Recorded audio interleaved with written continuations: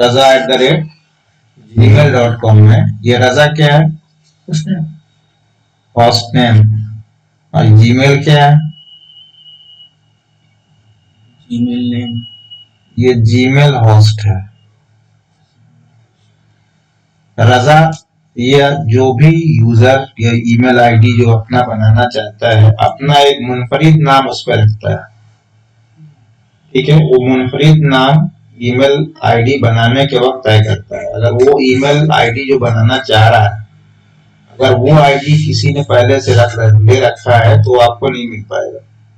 वही नाम मिलेगा कि वो नाम अब तक किसी ने यूज नहीं किया। अगर जिस दुनिया में किसी ने भी ले रखा है वो नाम आपको नहीं मिल पाएगा। पहला ये जो चिन्ह है, इस चिन्ह को क्या बोल रहा था? At the rate. ये एट द रेट वाले चिन्ह से पहले वाला जो हिस्सा है ये आपका यूजर आईडी है। क्या? User ID. फिर यूजर आईडी के बीच में फसल पैदा करने के लिए ये अलामत कंपलसरी है एट द रेट का। कोई भी ईमेल एड्रेस बगैर एट द रेट की को कंप्लीट नहीं माना जा सकता।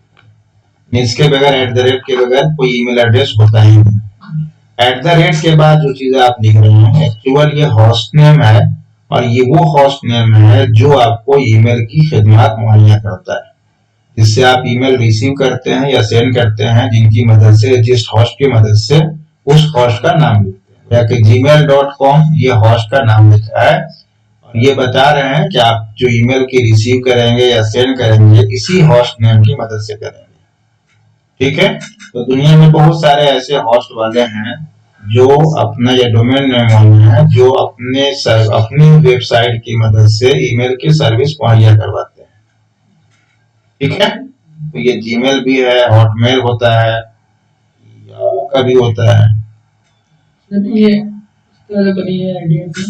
एक मिनट बात पूरी करने। तो यहाँ से ये पूरा आपका ईमेल रहा। ये कुछ फ्री सर्विस मिल सकती है और कुछ आपको पैसे दे करके आपको सर्विस देनी होगी। फ्री सर्विस में gmail.com, yahoo.com, hotmail.com ये कुछ ऐसे वेबसाइट हैं जो फ्रीली ईमेल की सर्विस मुहैया करते हैं। और कुछ ऐसे होते हैं जो प्रीपेड होते हैं कि आप पैसा देंगे तो आपको ईमेल की सर्विस देंगे। जैसे खुद अपनी आपकी वेबसाइट है और अपनी वेबसाइट पे कोई आप ईमेल रिसीव करना चाहते हैं या सेंड करना चाहते हैं, तो जहाँ पे यानी जिस नेटवर्क पे आपने अपना वेबसाइट डाल रखा है उसको आप पे करेंगे साल भर के लिए। साल भर पे करने के बाद आपको ईमेल रिसीव करने का या सेंड करने के सहूलत मुहैया करेंगे। ठीक है, अब इसकी मदद से ईमेल कैसे भेजते हैं और कैसे रिसीव करते हैं, अगर नहीं आता होगा तो बताया जाएगा आपको। raza@gmail.com में ये पूरा ईमेल एड्रेस है। कुछ ईमेल के सर्विसेज फ्री मिलती है और कुछ कॉस्ट के साथ मिलती है। ये जीमेल वगैरह जो है ये फ्री ऑफ कॉस्ट सर्विस अपना। फ्री क्यों सर्विस देते हैं ये? कुछ क्वेश्चन तो हो सकता है, इनको फ्री देने की क्या वजह है कि हमको ये एक ही चीज है जो पैसे दे के सर्विस देती है और एक ही है जो फ्री सर्विस देती है, ऐसा क्यों? क्या जवाब होगा? जवाब, अखबार वाले जो अखबार छापते हैं, टाइम्स ऑफ इंडिया, इत्तेलात, ये 18 सफा, 16 सफा, 15 सफा छपते हैं, बड़े बड़े पेज छपते हैं, कलरफुल छपते हैं। और खरीदने वाले कितने में खरीदने होंगे? 3 रुपये, 4 रुपये, 5 रुपये, इतने देने से उनका लागत हुजूर हो जाएगा। तो भैया क्या अखबार वो फ्री देते हैं, पैसे से नहीं देते। फ्री अखबार आपको दे रहे हैं, कमाते किससे हैं? जितना ज्यादा इश्तेहार उनके पास जाएगा उतने ही पैसे वो कमाएंगे। गोया कि अपना सर्कुलेशन वो बढ़ाना चाहते हैं पढ़ने वालों की। जितना सर्कुलेशन उनका बढ़ेगा उसी एतबार से उनका ऐड भी बढ़ना होगा। सेम वे ये जितने भी कंपनियां हैं ऑनलाइन की, जीमेल हो या इनकी मदद से ऐड दिखते हैं, ऐड ये डालते हैं। ऐड डालने का ये पैसा देते हैं, और ये भी ऐड सिर्फ एक खास डिस्ट्रिक्ट में या खास एक सूबे के अंदर नहीं है, पूरी दुनिया के अंदर इनका ऐड जाना है। ठीक है, तो उस ऐड से उनको पैसा कमाना है। तो जितने इस दुनिया में जितने लोग इनके सर्विस को यूज करेंगे ऐड ऑटोमेटिकली उन तक पहुंचेगा। आप एक खोलते हैं 75 बेला वजह आपके पास पहुंचा जाता है। वो ऐड कमाने के लिए क्या करते हैं, ये इस तरीके से फ्री सर्विस देते हैं। और जहां आप फिर ये कि जब हम फ्री ऑफ यूज करेंगे तो इनके सर्वर पर हमारा डेटा चला गया, जो कुछ हम डेटा दे रहे हैं इनके सर्वर पे है, बहुत ऑथेंटिक नहीं है। अगर इसको बहुत ऑथेंटिक बनाना है तो आपको फिर परचेज करके इसकी सर्विस देखनी पड़ेगी। क्लियर है? ओके, अगला चैप्टर आप क्या बोल रहे थे? ये इतनी सारी बनी हुई है, हाँ? ये इतनी सारी बने, ये दोनों रीजन हो रहा है वहाँ पे, क्या हुआ बाकी सब क्या चीज है? आईडीज नहीं आईपी एड्रेस है क्या? पूछ रहे हैं। ये मतलब एक्स टीम बना है दावत इस्लामी का, इसके लिए बच्चों को देते हैं, ये लाभ पाते हैं, ये ताकि मतलब ज्वाइन हो जाते हैं क्लास। तो एक ही आईडी, ये तो एक ईमेल एड्रेस दे दी ना इन्होंने, इसमें ग्रुप बना होगा। इसको जब हम कैट करेंगे या कहीं भी यूज करेंगे तो एक ग्रुप, एक आईडी बनाई उन्होंने, ये अलग आईडी बनी है, ये अलग आईडी बनी है, सबकी अलग अलग है, कोई भी कॉमन कहाँ है इसमें करिए। बस ये मतलब वो सब कॉमन है, बस ये लास्ट वाला नंबर पे। अरे भैया थोड़ा सा भी जब बदल गया तो ये कहाँ रहा? तो क्या नाम देंगे इसमें? हाँ? कहने का मतलब है कि ये यूनिक रहेगा। एट द रेट के बाद जो हिस्सा है ये तो कॉमन रहेगा, सब में कॉमन है, नहीं बदल रहा है, लेकिन एट द रेट से पहले जो हिस्सा है उस हिस्से में देखें, एक पॉइंट का ही सही, एक वक्फा का ही सही फर्क होगा। 90 लिखा, 91 लिखा, 92 लिखा, 93 लिखा, तो फर्क ही गया। अब इस हिस्से में किसको पहचानेंगे, मतलब कि ये आपकी आईडी बन गई एट द रेट से पहले, इधर आ गई होस्ट नेम, इनकी मदद से ये सर्विस यूज होगी। ये सेम रहेगा होस्ट नेम, ये होस्ट नेम अगर आप जीमेल के हम भी ले रहे थे, हमारा भी जीमेल रहेगा, आप भी जीमेल के ले रहे हैं तो आपका भी जीमेल रहेगा। ठीक है? नहीं है? क्या क्लियर नहीं हो रहा? तो जल्दी बोलो फटफट। ये एक आईडी एड्रेस तो हो गया किसी का, आईपी एड्रेस। आईपी एड्रेस नहीं, ईमेल एड्रेस। आईपी एड्रेस तो नंबर चाहिए आपको, नहीं फुल्ली नंबर चाहिए। वो फुल्ली नंबर चाहिए, वो ऐसा लिखा होना चाहिए 190 199 001 002, ये वो आईपी एड्रेस। ये जो आपने टेक्स्ट में लिखा है ये टेक्स्ट नंबर में कन्वर्ट होगा जब वो आईपी एड्रेस में जनरेट होगा उसका। समझ में आया? जैसे ये मुनफरिद है वैसे ये भी मुनफरिद रहेगा, कोई ना कोई कहीं ना नंबर वो बदलेगा। ये नंबर कभी कभी सेम हो सकता है, ये भी सेम हो सकता है, ये भी सेम हो सकता है, लेकिन ये बदलेगा जरूर। ठीक है? कभी ये दोनों सेम हो सकते हैं, ये दोनों बदलेंगे, कभी ये तीनों बदल जाएंगे, ये सेम रहेगा।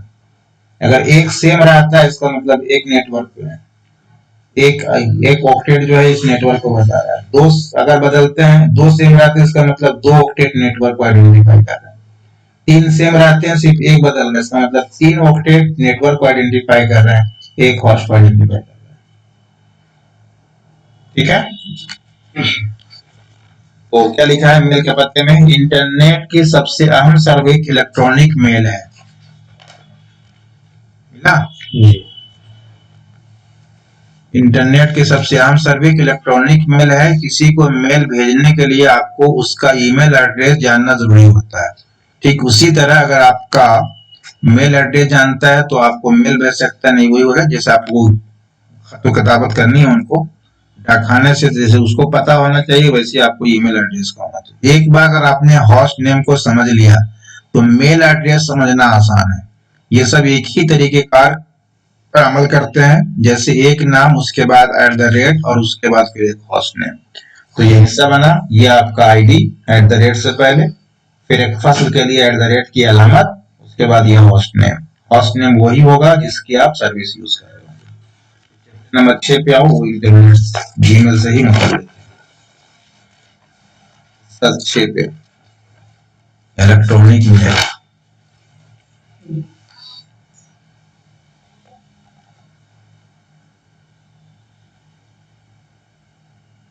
इसने क्या लिखा है? इस हिस्से में हम खुसूसी तौर पर इलेक्ट्रॉनिक मेल के बारे में बात करेंगे। किसी को भी मेल करने के लिए सबसे पहले ईमेल एड्रेस होना जरूरी है, कॉमन सी बात रही। एक ईमेल एड्रेस दो हिस्सों में बढ़ता है। दो हिस्सों में क्या क्या है, एक यूजर नेम है और दूसरा डोमेन नेम है। डोमेन नेम कह लें या होस्ट नेम कह लें, बोथ आर सेम, दोनों एक ही हैं। तो एक यूजर नेम और डोमेन नेम, तो आपका यूजर नेम तो बदलेगा, डोमेन नेम सेम रहेगा अगर एक ही डोमेन की आप सर्विस यूज कर रहे हैं तो। इन दोनों हिस्सों का @ का निशान अलग होता है। @ ही बोलते हो ना जी, ना, बोलते को घुमा के ए लिखो @ मिसाल के तौर पे ये पूरा है शाहजाद नवाब जो भी लिखा होगा, इसमें ये क्या है कि यूजर नेम है, जबकि @ निशान के बाद का हिस्सा डोमेन नेम है। डोमेन नेम क्या है इसमें, hotmail.com। एक ईमेल एड्रेस में कोई स्पेस नहीं दिया जाता, कोई इसमें स्पेस नहीं है, कहीं दिया भी नहीं जाएगा, कोई कहता भी है तब भी दिखाएगा नहीं, स्पेस नहीं दिया जाता। अगर आप किसी का ईमेल एड्रेस जानते हैं तो बहुत आसानी के साथ उस शख्स के ईमेल आईडी पर मेल कर सकते हैं। उसके लिए आपको उस साइट को खोलें जहां आपकी ईमेल आईडी बनी हुई है। जैसे आपने जीमेल की मदद से आपने बनाई है और जीमेल की मदद से आपको ईमेल रिसीव करनी है या सेंड करनी है, तो क्या करोगे सबसे पहले, मेल किया कि नहीं किया, अब तक नहीं किया, आज से कर लेना चाहिए। तो अब gmail.com आप खोलेंगे। gmail.com कहाँ खोलेंगे,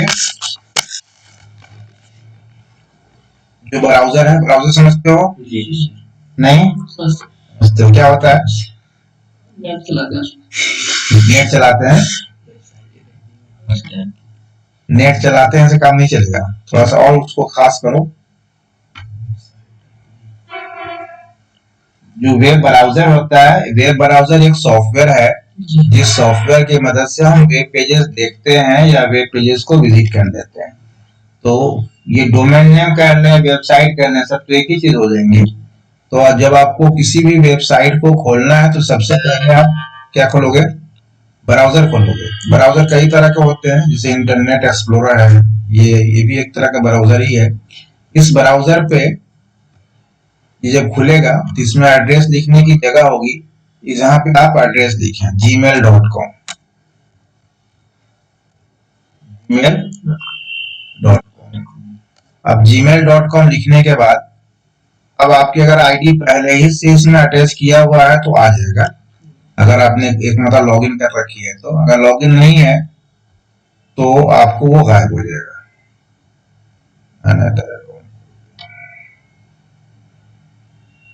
ये क्या पूछ रहा है, ईमेल एड्रेस डालें आप, ईमेल एड्रेस हमारे पास है ही नहीं तो डालेंगे क्या, पहली मरतबा हमारे पास नहीं है, पहला हम यूजर हो रहे हैं। यहाँ लिखा है क्रिएट अकाउंट, क्रिएट अकाउंट पे आप क्लिक कर दिया आपने। फॉर माई सेल्फ और टू मैनेज माई बिजनेस का, माई सेल्फ अपना पर्सनल यूज के लिए मैं करना चाहता हूँ। अब यहाँ पे पूछ रहा है first name and last name. First name and last name का कॉन्सेप्ट मुसलमानों के अंदर तो कम से कम नहीं होता, ठीक है, लेकिन इनके यहाँ फर्स्ट नेम और लास्ट नेम होता है, इसलिए ये कह रहे हैं कि फर्स्ट नेम बताइए और लास्ट नेम बताइए। हमारा नाम का दो हिस्सा तो होगा ही, आप मान लीजिए कि उसको हम फर्स्ट बना लेते हैं, इसको हम सेकंड बना लेते हैं। तो फर्स्ट नेम में क्या लिखोगे, ईमेल एड्रेस है तब क्यों यूज किए, तो इस ईमेल एड्रेस में आप फर्स्ट नेम लिखेंगे, आप लास्ट नेम लिखिए।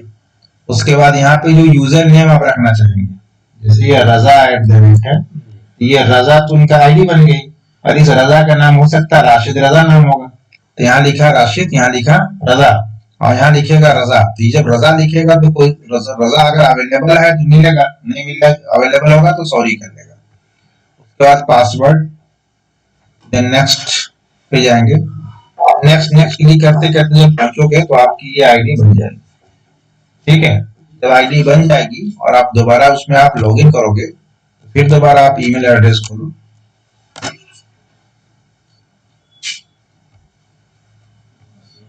चले गए।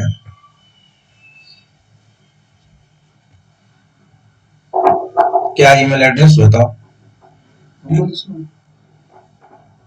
कैसे लिखते हो, मोहम्मद उस्मान, पूरा ईमेल एड्रेस क्या है, पूरा लंबा इसी है, जीमेल ही में है, स्पेलिंग बताओ, MOHAMMD मोहम्मद USM इतना लंबा है, मोहम्मद उस्मान, $N डबल 661 आगे भी है 661 661 जी @ चलो वो तो जीमेल को हम यूज ही कर रहे हैं, यहाँ पे नहीं भी लिया है तो चलेगा। जी ये कारा मौजूद नहीं है,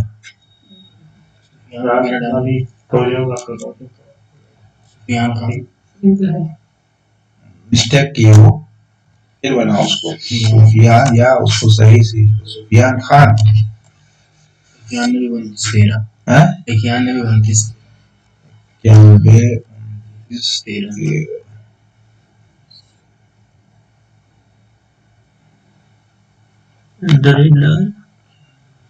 सुफियान इसी लिखा हुआ है 91 29 13 ऐसी है। जी अच्छा मैं इतने लेके देता हूँ, मैं भी तो अपने डाला हूँ ना, अगर यही कहेगा तो इसका मतलब वो गड़बड़ कर रहा है। ये अपनी हालत ठीक है। अब ये आपने डाल दिया, उसमें सिर्फ इतना पड़ा था मिसवाई तक @gmail.com खुद ले लिया उसने। देन पासवर्ड मांग रहा है, ये पासवर्ड हमने पहले यूज कर लिया इसलिए उसमें सेव हो गया। आप जब नए कंप्यूटर पे यूज करोगे तो सेव मत करना, आपका पर्सनल कंप्यूटर है तो सेव कर लेना। देन नेक्स्ट, पासवर्ड का प्रॉब्लम है।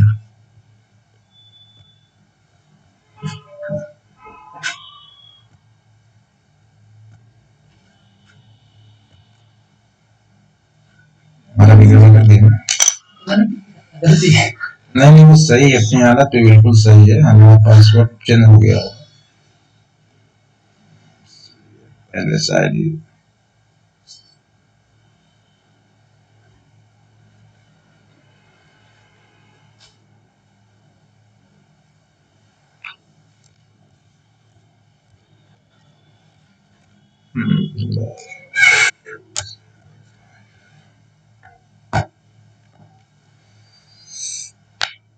कंप्यूटर मिस्टेक नहीं करता, ये तो तय मान लेना। ठीक है, वो इंसान की गलती है जिसके बुनियाद पे वो गलत कर रहा है। ये आपने कर दिया, थोड़ी देर में आपके पास ये मिल गया। ये जितने हैं, क्या आया है, कहाँ से आया है, इसकी हेडिंग ये बताता है। ये क्या लिखा है, ट्रिनिटी बीमा, बाहर ये सब ऐड वगैरह आ गए हैं। इसमें से जिसको खोलना है आपको, ये ड्राइविंग लाइसेंस मतलब है, इस पे आपने क्लिक किया, ये आपका जो मैसेज आना था वो यहाँ पे दिखने लगा। दिखने के बाद अब आपको यहाँ पे रिप्लाई करनी है या किसी को भेजना है, तो रिप्लाई से रिप्लाई पे क्लिक कर दीजिएगा। तो रिप्लाई के बाद उसका एड्रेस आ जाएगा 2 के बॉक्स में, तो बताना ही नहीं है कहाँ भेजना है। अब रिप्लाई में जो मैसेज आपको डालना है इस पे क्लिक कर दीजिए, सेंड पे क्लिक कर दीजिए, चला जाएगा। उस सेंड के साथ कभी कभी ऐसा होता है कि आपको कुछ और भी जो फाइलें हैं जो मुंसलिक करके भेजी, वो टेक्स्ट की हो सकती है, ऑडियो की हो सकती है, वीडियो की हो सकती है। तो मुंसलिक करने के लिए ये आइकन बना हुआ है अटैच फाइल। अटैच फाइल पे क्लिक कीजिएगा, एक डायलॉग बॉक्स आएगा जहां से आप फाइल को अटैच कीजिएगा। ये सारे आ रहे हैं, यहाँ से आप सेलेक्ट कीजिएगा तो वो फाइल आपकी अटैच हो जाएगी। ठीक है, अब वो डिपेंड करता है कि आपकी फाइल कितनी बड़ी कितनी छोटी है। छोटी फाइल होगी तो फौरन अटैच हो जाएगी, और अगर बड़ी फाइल होगी तो अटैच भी नहीं हो सकती, हो सकता है एरर का मैसेज देना शुरू कर दे।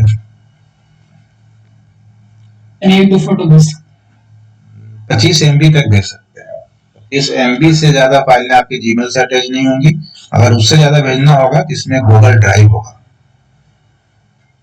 यह इंसर्ट यूजिंग ड्राइव, ड्राइव में अपनी फाइलें रख लीजिए और वहां से अटैच कर दीजिए, तो आपकी ड्राइव वाली फाइल उससे मुंसलिक हो जाएगी। और आपने पासवर्ड भी उसको दिया है, जिसका मतलब आपने उसके साथ शेयर कर दिया, तो आपके ड्राइव से वो ओपन कर लेगा। तो मोर देन 25 MB की अगर फाइल है तो उसको भेजने के लिए गूगल ड्राइव से अटैच कीजिए, और अगर उससे छोटी है तो आप यहाँ से अटैच करके भेज सकते हैं। ये फाइल अटैच हो गई, आप सेंड पे क्लिक करेंगे, इस कॉन्टेक्ट वाला जो एड्रेस होगा इसके पास पहुंच जाएगा। इस तरीके से आप मेल रिसीव करेंगे और मेल रिसीव करके उसको स्विच सेंड कर सकते हैं। नया मेल अगर भेजना है तो यहाँ लिखा है कंपोज, कंपोज पे क्लिक कीजिए, यहाँ आ रहा है 2, ईमेल एड्रेस। ईमेल एड्रेस डालिए। जी उस ईमेल एड्रेस के बगल में यहाँ लिखा है सीसी जी सर, और क्या बीसीसी। ये सीसी मतलब कार्बन कॉपी और बीसीसी मतलब backup carbon copy. Carbon copy और बैकअप कार्बन कॉपी का इस्तेमाल कब करें? अगर आपको मोर देन 1 पर्सन को ईमेल, एक ही ईमेल भेजना है, तो आप मेन एड्रेस 2 में डाल दीजिए और सेकेंड एड्रेस जो भी होंगे आप सीसी में डाल दीजिए। ठीक है, कॉमा डाल डालकर 35-50 जो भी एड्रेस होंगे हर एड्रेस के बीच में कॉमा लगाइए और आप एड्रेस टाइप करते जाइए। इसी यूज कर लिया आपने। आप बीसीसी भी इसी काम के लिए, अगर मोर देन 1 पर्सन का है तो आप बीसीसी में भी टाइप कर सकते हैं। फर्क सिर्फ इतना है कि सीसी में जितने एड्रेसेस आपने लिखे हैं, हर लेटर वसूल करने वाले को पता हो जाएगा कि आपने ये लेटर कहाँ कहाँ भेजा है। ये किस में पता चलेगा? सीसी में। लेकिन अगर आपने बीसीसी में लिख दिया तो बीसीसी में ये तो समझ में आएगा कि मोर देन 1 पर्सन का ये लेटर गया है, लेकिन कहाँ गया है ये क्लियर नहीं हो पाएगा। तो अगर आप हर वसूल करने वाले से अपने एड्रेस को हिडन रखना चाहते हैं तो उसके लिए आप बीसीसी का प्रयोग कीजिए। और अगर आप इससे कोई दिक्कत नहीं है, वो जाने के ना जाने, आपको ये बताना ही मकसूद है कि हमने इतने लोगों के पास भेजा है हमने, तो उसको कहाँ लिखे? सीसी में लिखे। तो इस तरीके से 3 बॉक्स आपके पास है, टू, सीसी और बीसीसी। कभी कभी फुल फॉर्म मांगता है बीसीसी का, क्या लिखोगे? Backup carbon copy. आप दोनों में फर्क पूछेगा, सीसी या बीसीसी का फर्क क्या होता है? क्लियर है? देन सब्जेक्ट है। सब्जेक्ट का मतलब क्या होगा कि आप जब कोई लेटर लिखेंगे तो उसका एक टॉपिक बताइए, किस हवाले से आप ये लेटर भेज रहे हैं। जैसे आम लेटर में लिखते हैं ना, ऑफिशियल लेटर जो होता है उसमें क्या होता है? सब्जेक्ट लिखा जाता है नहीं? हैरत होने लगती है।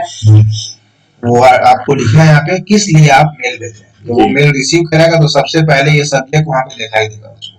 ये मैसेज तो छुपा होगा लेकिन ये सब्जेक्ट दिख जाएगा उसको।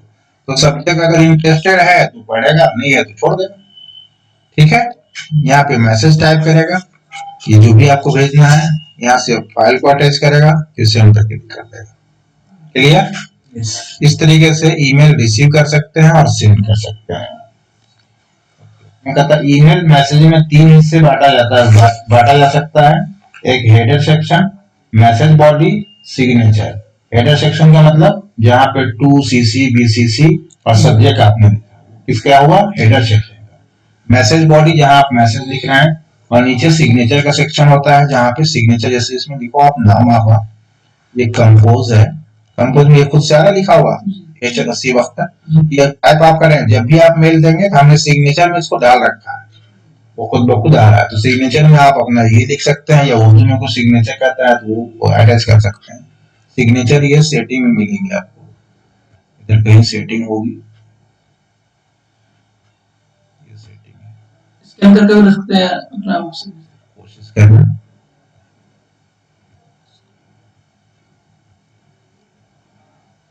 इसमें कहीं होगा। ठीक है,